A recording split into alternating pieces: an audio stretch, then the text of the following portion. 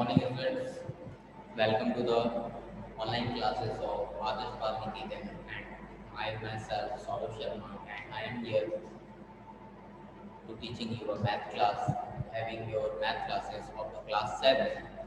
And in class 7 class, in the last class, we were studying about the percentage, the comparing the quantities. Okay, so in comparing quantities हम लोग ने ये देख लिया था कि परसेंटेज कैसे निकालते हैं और एक्सरसाइज 8.1 को भी सॉल्व किया। ठीक है, अब हम लोग उसके आगे देखेंगे कि हम लोग आगे के नए नए टॉपिक्स, इसके में 2-3 टॉपिक्स छोटे मोटे और हैं, उसको डिटेल में देखेंगे और एक एक करके उन सभी टॉपिक्स के बारे में उनसे रिलेटेड क्वेश्चन को लगाएंगे। ठीक है, तो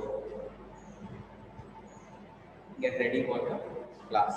Before starting, make sure you all have taken out your books. Okay, अपने अपने बुक्स निकाल लीजिएगा और बुक्स निकाल लीजिए और उसमें देखिए कि क्या क्या कौन चीज़ें हैं जो हम लोग को स्टडी करनी है। तो सबसे पहली चीज़ जो आज बताने जा रहा हूँ वो है इंक्रीज और decrease as percent.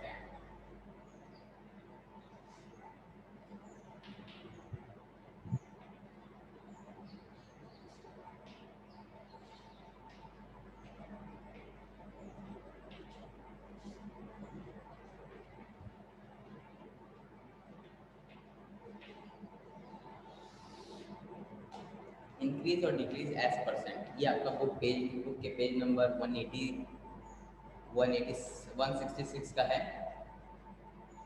Page number 166 में इंक्रीज और डिक्रीज एज परसेंट। ठीक है, तो इस टाइप के क्वेश्चन को कैसे लगाते हैं इसका मतलब समझिए। एक एग्जांपल आपको मैं बताने जा रहा हूँ, उसको ध्यान से सुनिए। जब आपको जैसे आपने 10 रुपये की एक पेन खरीदी, ठीक है, उसे आप 15 रुपये में बेचे। ठीक है, तो आपने 5 रुपये ज़्यादा में बेचा। या फिर इस तरह समझिए, आप आज जिस पेन को खरीदने गए वो 10 रुपये की थी और कल ही एक महीने बाद जब उसको खरीदने गए महंगी हो गई, यानी कि 5 रुपये बढ़ गए। तो 5 रुपये ये जो आप बोल रहे हो ज़्यादा, किसके कंपेयर में बोल रहे हो? ये जो नया प्राइस 15 है इसके कंपेयर में या 10 के कंपेयर में? क्लियर है? फिर से सुन लीजिए, अगर आप आज किसी पेन को खरीदने गए 10 रुपये लग रहा है, अगले महीने गए 15 रुपये लग रहे हैं, यानी कि 5 रुपये ज़्यादा लग रहे हैं। तो ये मैं बोल रहा हूँ कि 5 रुपये ज़्यादा, किसके कंपेयर में बोल रहा हूँ? 15 को ध्यान में रखते हुए बोल रहा हूँ, ये 10 को ध्यान में रखते हुए ये बात बोल रहा हूँ कि पहले तो 10 लगता था, अब 5 रुपये बढ़ गया, यानी कि 10 के कंपेयर में, यानी कि 5 रुपये बढ़ा है 10 के कंपेयर में और नया प्राइस आया 15। तो ये जो 5 का इंक्रीमेंट हुआ है ना, इसी को बोलेंगे कि इंक्रीज हुआ। अब इसको परसेंट में बताएंगे, तो 5 रुपये बढ़ा है 10 में। फर्स्ट मंथ में उस पेन की कॉस्ट थी, pen cost 10 rupees. Okay, second month pen cost 15 rupees. Okay, so increase in price. Increase in price, कितना प्राइस बढ़ गया? 15 रुपये अब है, पहले कितना था? 10, यानी कि 5 रुपया ज़्यादा हुआ है 10 में से। 10 में 5 रुपया और बढ़ गया, 15 बन गया। तो यानी कि ये 5 को, तो परसेंट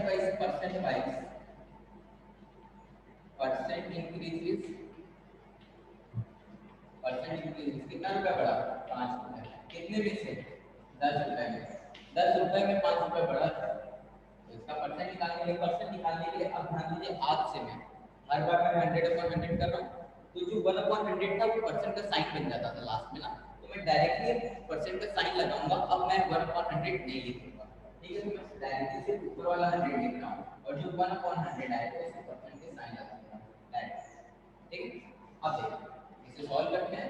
रुपीज से रुपीज कैंसिल, 10 से 0 कैंसिल, 10 × 5 50, यानी कि 50% का प्राइस बढ़ गया। 50%, जो ओरिजिनल प्राइस 10 रुपीज था उसमें 50% का इंक्रीमेंट आया है। ठीक है, ये चीज़ है। तो इसी तरह का ये हो गया इंक्रीमेंट। देख रहे हो, इसका उल्टा हुआ होता, जैसे पहले पेन 20 रुपये की थी और अगले मंथ को पेन 50 रुपीज़ की हो गई। 50 रुपीज़ की, तो अब प्राइस में इंक्रीमेंट आया या डिक्रीमेंट? डिक्रीमेंट आया, ठीक है। So decrease in price,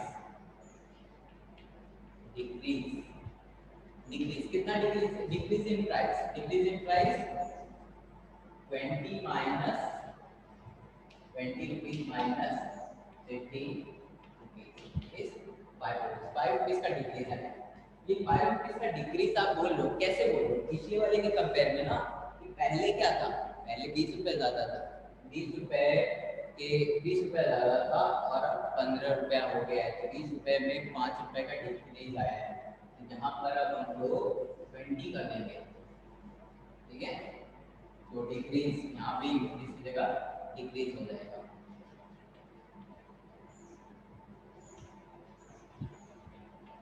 decrease 20 rupees, okay, ये रुपीज रुपीज कैंसिल हो जाएगा, 0 से 0, 2 से 10 गया 5, 5 5 का 25%, यानी कि 25% का डिक्रीज आया है। एक्चुअल प्राइस से इसमें आने में 25% का डिक्रीज आया है, ठीक है। यही चीज, ये आपका था increase and decrease in the price.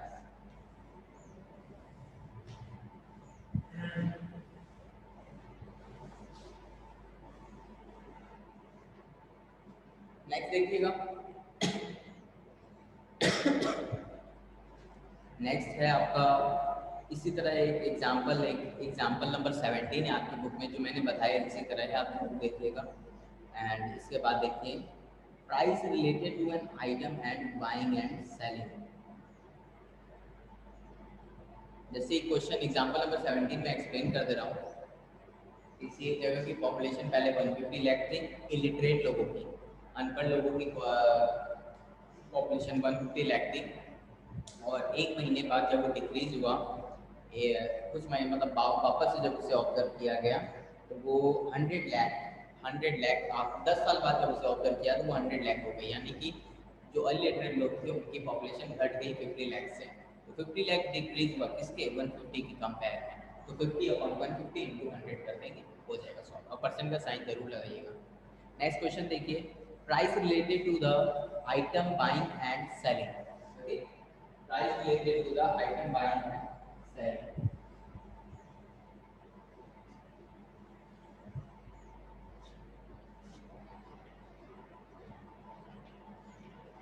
Price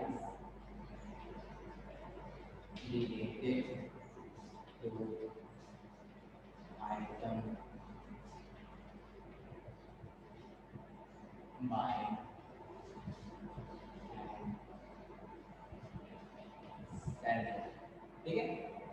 price related to item buying and selling, ठीक है। Price related to item buying and selling, किसी भी आइटम को खरीदेंगे या सेल करेंगे तो उसके प्राइस में क्या चेंजेस आते हैं वगैरह। तो इसमें पहले दो वर्ड्स का मतलब समझ लीजिए, cost price and selling price.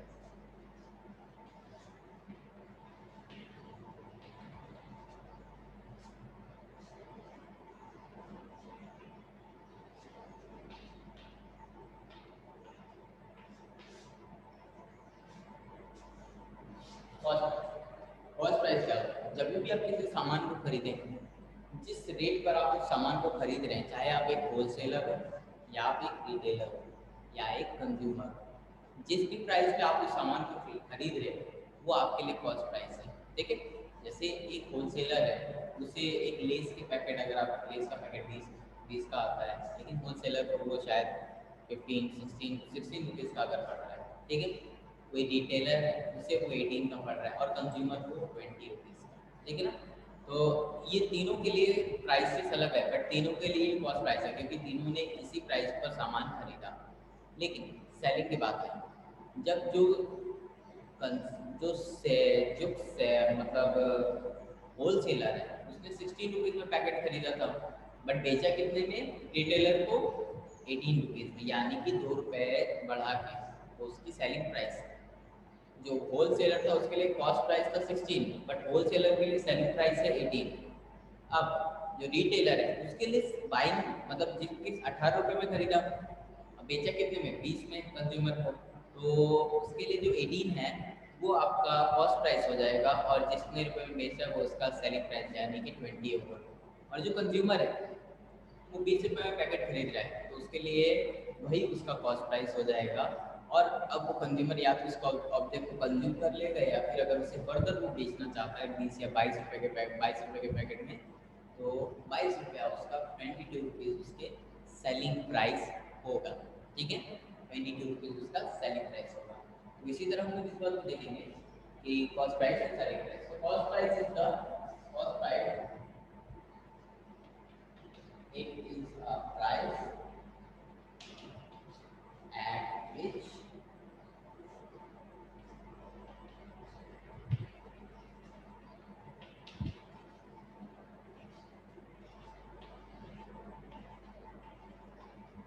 by an object. Okay, it is a price at which individual buy an object. And selling price,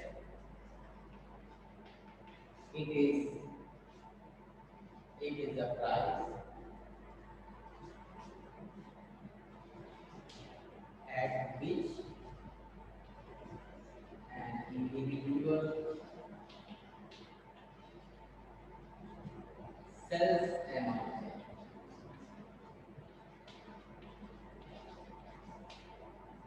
दोनों बातों को ध्यान रखिएगा और समझने का है, ज़्यादा इसमें लिखने की जरूरत नहीं है, बस आप समझ लीजिए इसका मतलब। कॉस्ट प्राइस वो प्राइस जिसमें आप कोई सामान खरीद के लाते हैं, और सेलिंग प्राइस उस सामान को आप कितने में बेचते हैं। आप मार्केट से किसी पेन को खरीद के लाए, वो उसका कॉस्ट प्राइस हो गया, और उस पेन को आप अपने किसी फ्रेंड को बेच दिए, वो आपके लिए सेलिंग प्राइस हो गया। That's it. Okay, next.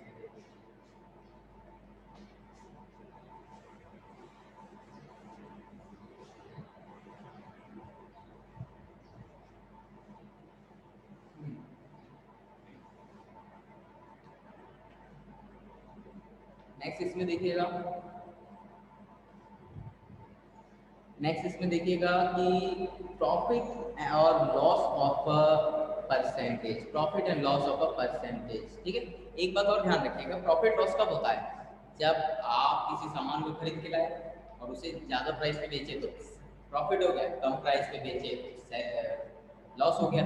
तो जब आपका जो जिस जिस भी प्रोडक्ट को आप खरीद रहे हैं, तो जिस रेट पर खरीदे वो आपका क्या होगा? कॉस्ट प्राइस सीपी, और जिस दाम पर आप बेचेंगे वो क्या होगा? एसपी। अब आपने प्रोडक्ट को जिस दाम पर खरीदा उससे ज्यादा रेट पर अगर बेचेंगे, यानी कि अगर आप सेलिंग प्राइस को ज्यादा रखेंगे किससे? कॉस्ट प्राइस से, तब तो आपको क्या होगा? प्रॉफिट। प्रॉफिट कब होगा? जब आप किसी चीज को सेल करते हैं ज्यादा रेट पे, एज मच एज जिसने आपने खरीदा है। लेकिन अगर आपका कॉस्ट रेट ज्यादा है सेलिंग प्राइस से, तब आपको क्या होगा? लॉस। ओके, ध्यान रखिएगा इस चीज को।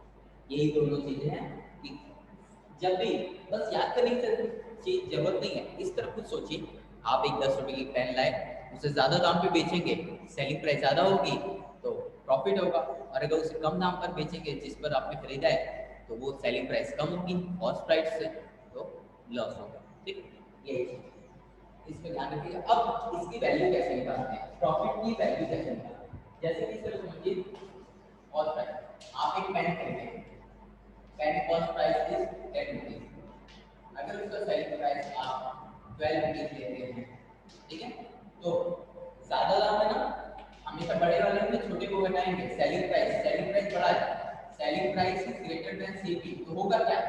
प्रॉफिट। अब प्रॉफिट होगा क्या? कितना? प्रॉफिट कितना ज्यादा होगा? Profit is equal to selling price minus cost price, this is equal to 12 rupees minus 10 rupees. Okay, this is equal to 2 rupees. ठीक है, इसी तरह अगर आपका ये होता कि आप उस प्रोडक्ट को उसी कॉस्ट ऑफ 10 रुपीज में खरीद के लाते हैं और 5 रुपीज में बेचते हैं, है ना, तो आपका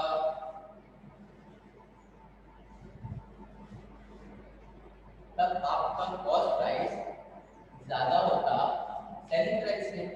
सो इस केस में क्या होगा? लॉस होगा। देखिए लॉस होगा, उधर देखिए लॉस होगा। लॉस कितना होगा? जो कॉस्ट प्राइस है उसमें से एसपी को माइनस करेंगे। जब प्रॉफिट था तो एसपी में सीपी माइनस कर रहे थे, अभी लॉस है तो सीपी में एसपी माइनस करेंगे और बताएंगे 10 rupees equal to 5 rupees equal to 5। क्या होगा अगर हम लोग कभी आपने गलती से ऐसे कर दिया, इसको ऐसे लिख दिया एसपी माइनस सीपी लिख दिया ना, तो एसपी इक्वल क्या है 5 रुपीज और ये 10 रुपीज। हम लोग इंटीजर पढ़े हैं, जब इस तरह का सॉल्यूशन करते हैं 5 में से प्लस माइनस माइनस यानी कि 1 में से 5 जाएगा 5। ये अब बड़ा कौन है 10 बड़ा या 5? 10 बड़ा है तो माइनस का साइन लेते हैं 5 माइनस 5 रुपीज। माइनस 5 रुपीज क्या बता रहा है, यानी कि 5 रुपीज का लॉस होगा, ये माइनस लॉस को बता रहा है, इंडिकेट कर रहा है ये माइनस। ठीक है, ये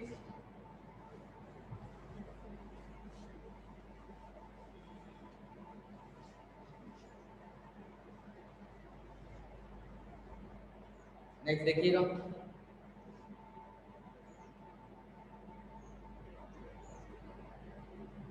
प्रॉफिट एंड लॉस परसेंट के अकॉर्डिंग, परसेंट वाइज कोई चीज भी प्रॉफिट या लॉस कैसे होगा। ठीक है, प्रॉफिट लॉस परसेंट वाइज। अभी हम लोग ने देखा कि प्रॉफिट कैसे हो रहा है, लॉस कैसे हो रहा है, ये निकालना सीखा। अब प्रॉफिट लॉस को परसेंट में कैसे लिखेंगे। ठीक है, उसी क्वेश्चन को दोबारा देखते हैं, अभी क्लियर है। जैसे कि आप एक पेन खरीद लाए, कॉस्ट प्राइस इसका था 10 रुपीज, 10 रुपीज है ना पेन।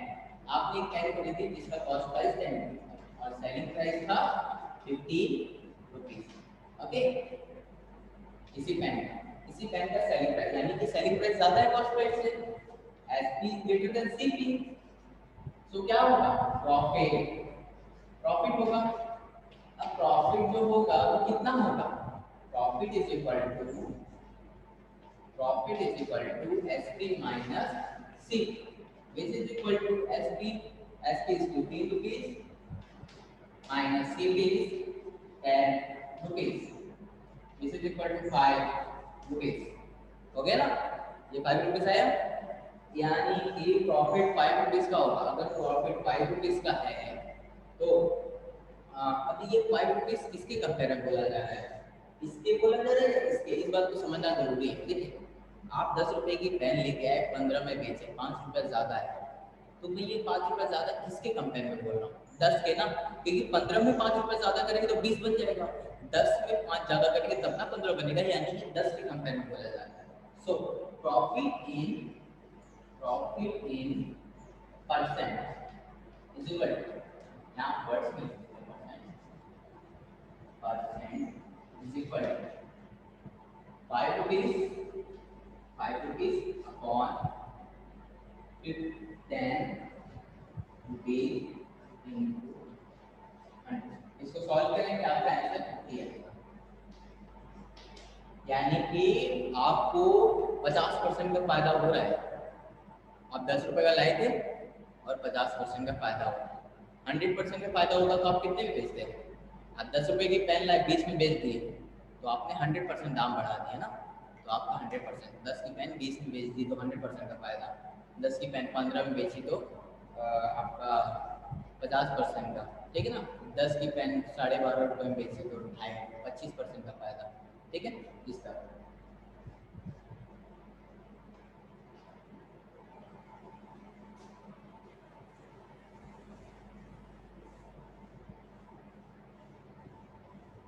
ये था प्रॉफिट। इसी तरह लॉस भी निकालेंगे आपको ना, इसी तरह हम लोग लॉस के लिए सॉल्व करते हैं ना, लॉस कैसे निकालते हैं, यही सब सारी चीज़ें हैं।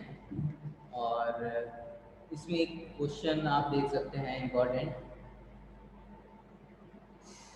क्वेश्चन, एग्जाम्पल नंबर 19 देख लीजिए, एग्जाम्पल नंबर 19 आपकी बुक में पेज नंबर 169, पेज नंबर 169। इसमें दिया है कि selling price of a toy car is 540,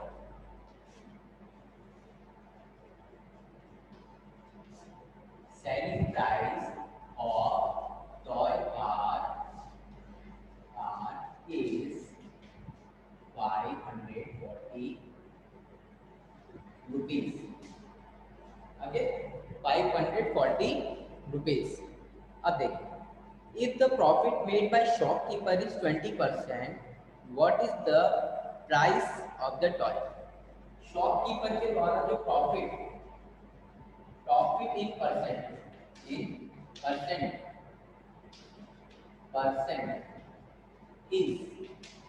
20%. What is the cost price? ये बहुत इजी है, लग रहा है कि कैसे करेंगे, हो सकता है, लेकिन इसमें ध्यान दीजिए। प्रॉफिट हो रहा है ना, साफ बोला है। प्रॉफिट कब होता है? जब एसपी से सीपी बड़ा एसपी बड़ा होता है सीपी से, तब प्रॉफिट होता है। यानी कि SP minus CP is equal to profit, होगा कि नहीं? SP minus CP is equal to profit, और यहाँ प्रॉफिट क्या दिया है? परसेंट में, यानी कि 20% किसके बराबर होगा?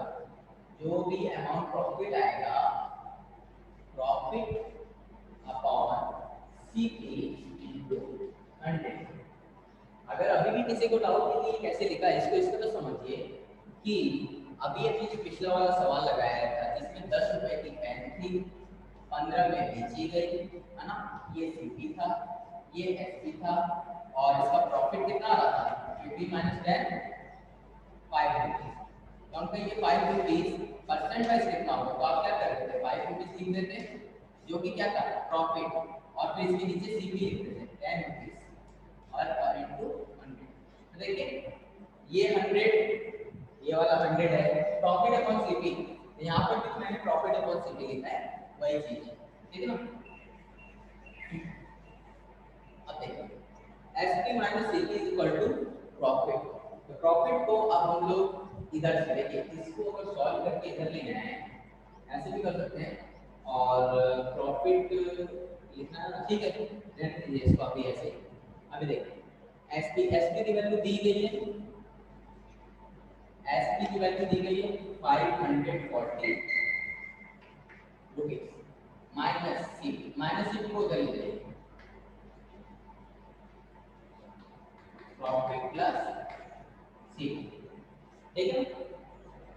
प्रॉफिट, अब प्रॉफिट क्या होगा? इस वाले चीज को नोटिस करिए, यहाँ सीपी डिवाइड में इधर आएगा तो मल्टीप्लाई, और यहाँ 100 मल्टीप्लाई में इधर आया तो डिवाइड, यानी कि प्रॉफिट किसके बराबर होगा? इसके। और ध्यान दीजिए कि x1/100 को हम लोग परसेंट लिख सकते थे ना, तो परसेंट कैंसिल हो जाएगा, है ना? और इसमें और कुछ चेंजेस नहीं, ठीक है? अब ध्यान दीजिए ये 20, अब इसे सॉल्व कर लेते हैं। इस वैल्यू को, प्रॉफिट की वैल्यू को उठा के इसमें रख देंगे, 20/100 into CP plus CP 5, ठीक है? यहाँ तक आए हो तो समझ में आ गया होगा। अब इसे सॉल्व कर दीजिए, 20 से 100 जाएगा 5 टाइम, ठीक है? आगे का सॉल्यूशन नहीं आता।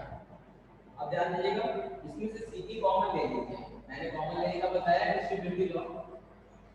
540 rupees is equal to 1 plus 1/5 C, ठीक है ना?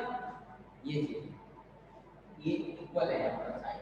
अब इसे सॉल्व करेंगे, 5 मतलब 5 plus 6/5, 540 rupees is equal to 6/5 C, CP is equal to 540 into 5/6।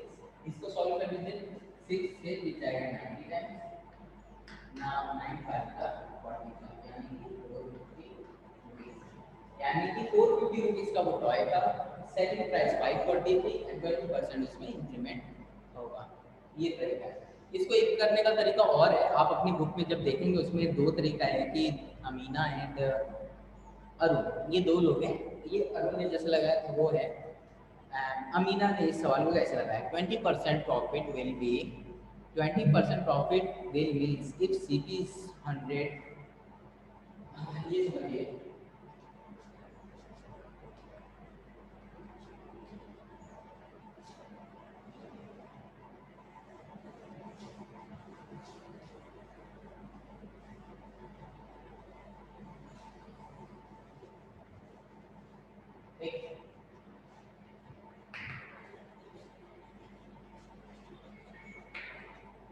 20% of profit का मतलब क्या है, यानी कि अगर 100 रुपए है, if 100 rupees is CP, then 20 rupees is profit.